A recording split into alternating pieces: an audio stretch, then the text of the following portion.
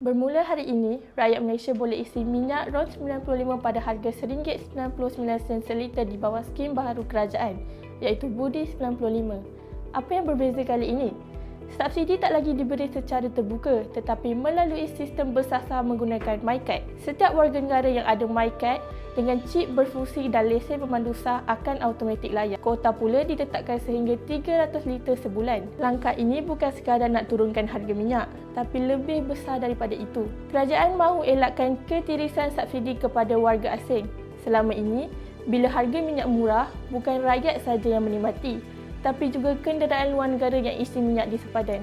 Itu kerugian besar pada negara. Dengan Budi 95, subsidi dapat dikawal lebih ketat dan perkhidmatan yang dianggarkan berbilion ringgit setahun boleh digunakan semula, sama ada dalam bentuk bantuan tunai kepada rakyat atau pelaburan semula dalam pendidikan, kesihatan dan infrastruktur. Kerajaan kata, ini cara paling adil.